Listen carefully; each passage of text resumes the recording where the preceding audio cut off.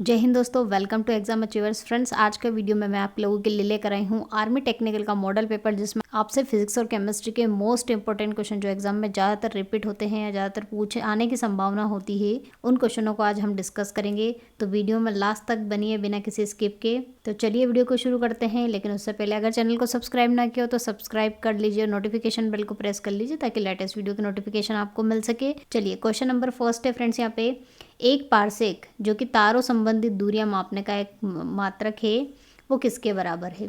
तो जो पारसेक होता है फ्रेंड्स, वो क्या होता है, खगोलीय दूरी यानी कि बहुत ज़्यादा बड़ी बड़ी दूरियों के लिए खगोल शास्त्री यूज़ करते हैं। तो इन्होंने पारसेक और प्रकाश वर्ष यानी कि लाइट ईयर्स में रिलेशन पूछा है। तो एक पारसेक के बराबर कितने प्रकाश वर्ष होते हैं, 3.25 प्रकाश वर्ष। कभी कभी आपसे एक क्वेश्चन ये भी पूछा जाता है कि 1 लाइट ईयर यानी कि एक प्रकाश वर्ष में कितने मीटर होते हैं। तो मीटर में अगर आपसे क्वेश्चन पूछ लिया जाए तो उसका आंसर फ्रेंड्स होगा 9.46 इंटू 10⁻15 मीटर। नेक्स्ट क्वेश्चन है, निम्नलिखित में से कौन सी राशि सदिश है। वेक्टर क्वांटिटी है। तो फ्रेंड्स, वेक्टर क्वांटिटी यानी कि सदिश राशि वो राशियां होती है जिसमें मैग्नीट्यूड यानी कि मैग्नीट्यूड उसके परिमाण के साथ साथ उसमें दिशा की भी आवश्यकता होती है। अगर उसकी दिशा बदल दी जाती है तो वो राशि भी बदल जाती है। तो जिसमें दिशा और परिमाण दोनों की आवश्यकता होती है उसे कहा जाता है सदिश राशि। और इसमें से कौन सी है, टेम्परेचर। टेम्परेचर के लिए कोई दिशा की आवश्यकता नहीं होती, इसलिए ये स्केलर क्वांटिटी है। द्रव्यमान के लिए भी दिशा की आवश्यकता नहीं होती। और जो स्पीड होती है, स्पीड होती है डिस्टेंस अपॉन टाइम। कितने टाइम में कितनी दूरी चली, वो कहीं भी आप चल सकते हो, left right up and down. तो इसके लिए भी कोई दिशा की आवश्यकता नहीं होती, इसलिए ये भी क्या है, एक अदिश राशि यानी कि स्केलर क्वांटिटी। जो वेलोसिटी है फ्रेंड्स, वेलोसिटी क्या होती है, एक निश्चित दिशा में विस्थापन, पर्टिकुलर टाइम में जो होता है डिस्प्लेसमेंट निश्चित दिशा में। तो इसमें एक दिशा की आवश्यकता होती है, उसे कहा जाता है वेग यानी कि वेलोसिटी। इसलिए वेलोसिटी क्या है, एक सदिश राशि है, वेक्टर क्वांटिटी है। जब एक चल वस्तु की गति दुगनी हो जाती है तो उसकी गतिज ऊर्जा में क्या परिवर्तन आ जाता है। तो फ्रेंड्स, गतिज ऊर्जा आप सभी को पता होगा, उसका क्या फार्मूला होता है, 1/2mv², जो कि उसके मास और वेग दोनों पर निर्भर करती है। और उन्होंने कहा है जो उसकी गति है दुगनी कर दी जाती है, यानी कि उसका जो वेग है, गति दुगनी होगी मतलब उसका वेग, यहाँ पर वेग की बात कर रहे हैं। तो अगर वेग को दुगना कर दे तो देखते हैं इसमें क्या परिवर्तन आता है। 2v का होल स्क्वायर कर दिया जाए तो 1/2 ये हो जाएगा m4v²। 4 कॉमन ले लूँ तो 1/2mv²। तो ये तो हमारी काइनेटिक एनर्जी जो प्रारंभ में थी, और ये 4 एक एक्स्ट्रा में आ गया, मतलब कितने गुने हो गई है, चौगुनी, 4 गुना हो गई है। शून्य में स्वतंत्र रूप से गिरने वाली वस्तुओं का समान गति होती है, समान वेग होता है, समान त्वरण होता है या फिर समान बल होता है।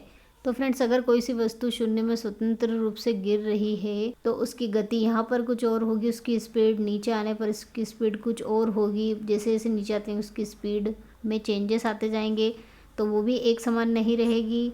वेग भी इसका इनिशियली 0 होता है और यहाँ लास्ट में आके बीच में कुछ और हो जाता है और लास्ट में आके भी चेंज हो जाता है। तो वेग भी यहाँ पर एक समान नहीं होता है। बल यहाँ पर एक समान नहीं होगा, एक समान बल नहीं लगता है वस्तु के ऊपर, यहाँ कुछ और यहाँ कुछ और। सिर्फ इस तरह की जो स्वतंत्र रूप से गिरने वाली वस्तु हैं शून्य में, उनका क्या एक समान होता है, समान त्वरण होता है। तो इसका राइट आंसर क्या होगा, ऑप्शन 3।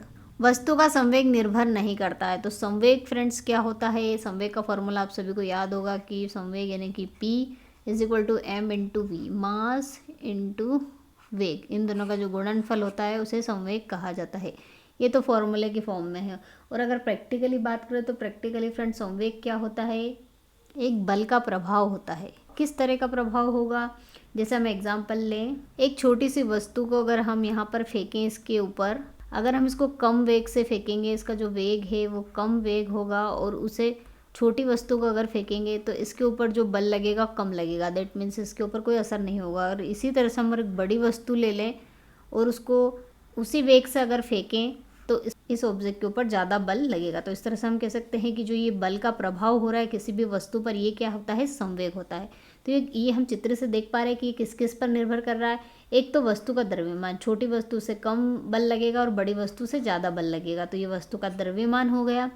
उसके बाद और किसके ऊपर डिपेंड कर रहा है, वेग पर। अगर कम वेग से फेंकेंगे तो कम बल लगेगा, ज़्यादा वेग से फेंकेंगे तो ज़्यादा बल लगेगा। तो इस तरह से हम कह सकते हैं जो संवेग है वो द्रव्यमान और वेग दोनों पर निर्भर करता है। तो वस्तु का इन्होंने कहा है कि वस्तु का जो संवेग किस पर निर्भर नहीं करता है, तो द्रव्यमान पर तो करेगा, गति के परिमाण पर भी करेगा कि कितनी गति से आप उसे फेंक रहे हो, कौन सी गति से वो जा रहा है, उसके वेग पर भी निर्भर करेगा। तो फ्रेंड्स जो संवेग होता है वो किस पर निर्भर नहीं करता है, वस्तु के त्वरण पर। क्रिया बल एवं प्रतिक्रिया बल कार्य करते हैं।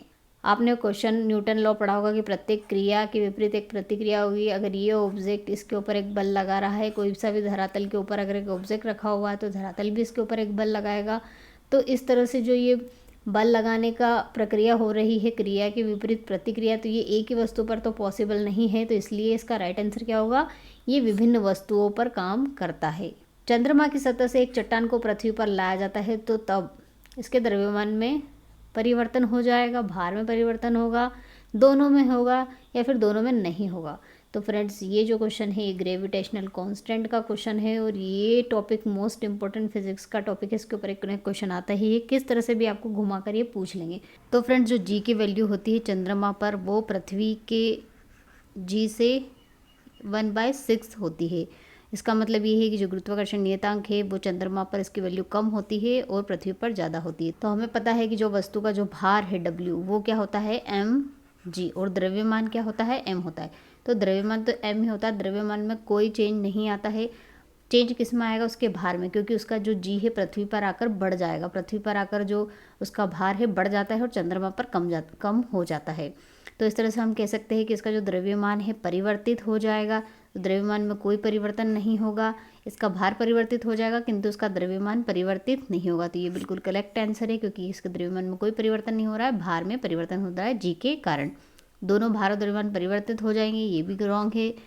दोनों द्रव्यमान और भार वहीं रहेंगे, तो ये भी रॉन्ग आंसर है। तो इसका राइट आंसर होगा ऑप्शन 2। किसी पिंड का गुरुत्व केंद्र बदल जाता है। तो फ्रेंड्स गुरुत्वीय केंद्र क्या होता है, एक पिंड में बहुत सारे कण होते हैं और हम मान लेते हैं इन कणों का जो द्रव्यमान है m1 m2 m3, और जब स्टडी की जाती है तो हम क्या कर लेते हैं कि इसका जो एक है एक मास मान लेते हैं m, जो कि इन सभी मास के सम के बराबर होता है। जितने भी कण हैं उनका द्रव्यमान हम जोड़ देते हैं तो एक जो द्रव्यमान है m वही हम उपयोग में लाते हैं, तो जिसे क्या कहा जाता है, द्रव्यमान केंद्र। और द्रव्यमान केंद्र ये m है और द्रव्यमान केंद्र और गुरुत्वीय केंद्र में ये परिवर्तन होता है कि द्रव्यमान केंद्र m से डिनोट किया जाता है और गुरुत्वीय त्वरण की वैल्यू भी यहीं इसी छोटे ऑब्जेक्ट के लिए हम यहीं पर मान लेते हैं, जो कि क्या होती है भार से डिनोट की जाती है, जो कि क्या होती है mg।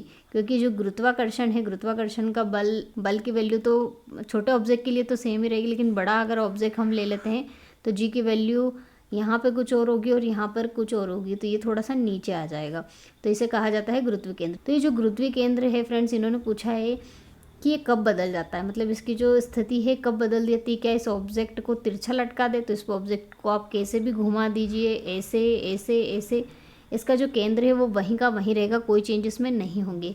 पिंड गतिशील हो जाता है, पिंड को यहाँ से यहाँ आप गतिशील करेंगे तो भी इसका जो केंद्र है गुरुत्वीय केंद्र यानी कि mg जो है उसमें कोई परिवर्तन नहीं होगा। पिंड का वेग बदल जाता है, पिंड का वेग अगर v वेलोसिटी से यहाँ पर कुछ और यहाँ पर कुछ और वेलोसिटी से इसको आप मूव करोगे, आगे बढ़ाओगे, तो भी इसके गुरुत्वीय केंद्र में कोई परिवर्तन नहीं होगा।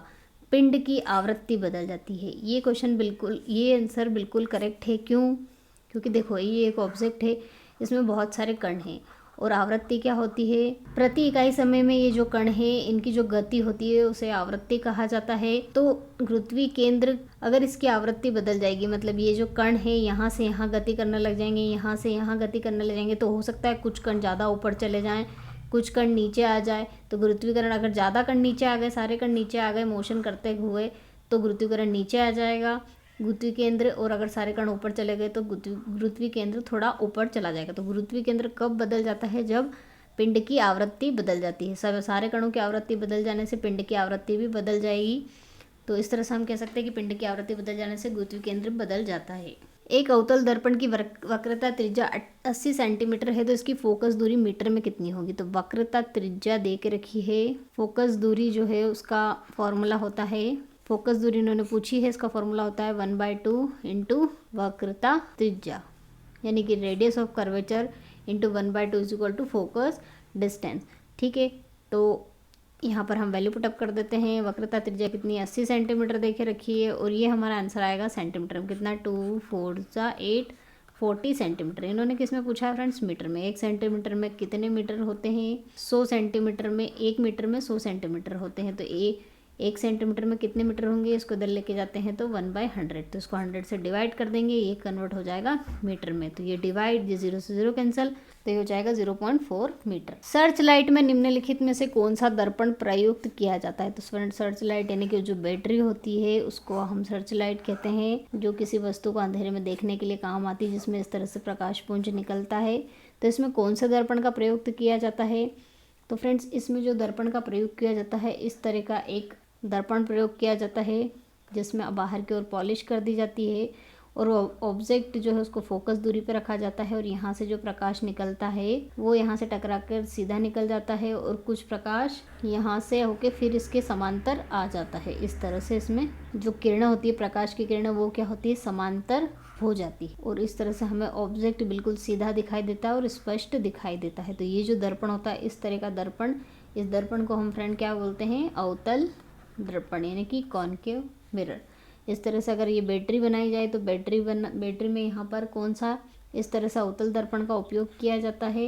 इस तरह से यहाँ बैटरी बना देती है, ये अवतल दर्पण का उपयोग किया जाता है और यहाँ लाइट लगा दी जाती है। तो ये जो लाइट है ये फोकस दूरी पर लगाई जाती है और यहाँ से प्रकाश निकलता है। इस तरह से कुछ किरणें बिल्कुल समांतर निकल जाती है और कुछ किरणें यहाँ से परावर्तित होकर इस तरह समांतर हो जाती है। तो ज़्यादातर जो अवतल दर्पण में ये जो किरणें हैं सारी समांतर हो जाएंगी, इससे हमें वस्तु क्या होगी, स्पष्ट दिखाई देगी। तो इसलिए कौन सा दर्पण उपयोग किया जाए टॉर्च लाइट में, अवतल दर्पण यानी कि कॉनकेव मिरर। विद्युत हीटर की कुंडली बनी होती है। तो विद्युत हीटर की कुंडली किसकी बनी होती है, जस्ते की, पीतल की, नाइक्रोम की या फिर तांबे की?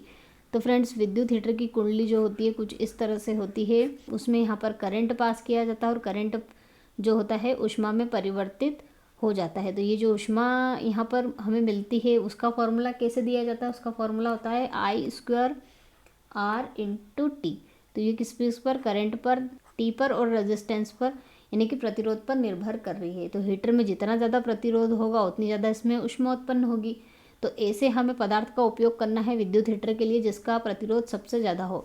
तो इन सभी में से सबसे ज़्यादा प्रतिरोध किसका होता है, नाइक्रोम का, इसलिए विद्युत हीटर की कुंडली नाइक्रोम की बनी होती है। परमाणु भट्टी में नियंत्रक छड़ें बनी होती है। तो सबसे पहले तो हम बात कर लेंगे जो परमाणु भट्टी में नियंत्रक छड़ों का काम क्या होता है। तो परमाणु भट्टी जो होती है फ्रेंड्स, उसमें क्या होते हैं, न्यूट्रॉन्स निकलते रहते हैं। कभी कभी आपसे क्वेश्चन पूछ लिया जाता है कि कौन सा उसमें पदार्थ यूज़ किया जाता है, तो उसे कहते हैं यूरेनियम 235 जो है वो इसमें उपयोग किया जाता है। इसकी बमबारी करने से जो न्यूट्रॉन निकलते रहते हैं, परमाणु भट्टी में बहुत सारे न्यूट्रॉन निकलते हैं। तो ये जो प्रक्रिया है यूरेनियम 235 की बमबारी की, उसमें भट्टी में निरंतर चलती रहती है और उसमें निरंतर जो है न्यूट्रॉन निकलते ही रहते हैं। तो न्यूट्रॉनों को कंट्रोल करना ज़रूरी है। अगर न्यूट्रॉनों को कंट्रोल ना किया गया तो भट्टी में ब्लास्ट होने की संभावना रहती है। तो इनको नियंत्रण करने के लिए उसके अंदर कुछ छड़ों को डाला जाता है। तो ऐसी छड़ों को डाला जाता है जो कि क्या कर सके, इन न्यूट्रॉन्स को अवशोषित कर सके। तो कैडमियम और बोरॉन, ये दो पदार्थ ऐसे होते हैं जो कि क्या कर सकते हैं, न्यूट्रॉन को अवशोषित करने का काम करते हैं। तो इसलिए परमाणु भट्टी में नियंत्रक छड़ों के रूप में किसका उपयोग किया जाता है, कैडमियम का। संयुक्त सूक्ष्मदर्शी में अंतिम प्रतिबिंब बनता है, किस तरह का बनता है? तो फ्रेंड्स, संयुक्त सूक्ष्मदर्शी में 2 लेंस उपयोग में किए जाते हैं। और क्यों किए जाते हैं? क्योंकि जो संयुक्त सूक्ष्मदर्शी है उसका उपयोग हमें जो छोटे छोटे से कीटाणु या फिर जो भी छोटी से छोटी चीज़ें होती हैं उनको बड़े आकार में देखने के लिए उपयोग किया जाता है ताकि हम आँख से उन्हें देख सकें। तो इस तरह का जो सूक्ष्मदर्शी होता है उसे संयुक्त सूक्ष्मदर्शी कहते हैं। अब इसमें अंतिम प्रतिबिंब कैसा बनता है? तो इसमें इस तरह से 2 लेंस लगे होते हैं और यहाँ अगर कोई ऑब्जेक्ट रखा होता है तो वो इस तरह से उसकी इमेज यहाँ पर एक उल्टी इमेज बन जाती है। पहला जो लेंस है उससे यहाँ पर इस तरह का प्रतिबिंब बनेगा और कुछ सीधी निकल जाएगी और फिर से ये जो है ये एक तरह से फिर से उसके लिए ऑब्जेक्ट का काम करेगा और यहाँ से जो किरणें निकलेगी वो इस तरह से होकर जाएंगी। यहाँ हमारी आइज़ होती हैं, आँखें होती हैं, यहाँ से हम देखते हैं तो कुछ किरणें सीधी निकल जाती है और कुछ ऐसे निकल जाती है। तो ये जो यहाँ से सीधी निकल जाएगी ऐसे, तो ये जो इसका अंतिम प्रतिबिंब बनेगा वो कुछ यहाँ पर बनेगा और कुछ बड़ा बनेगा और बिल्कुल उल्टा बनेगा।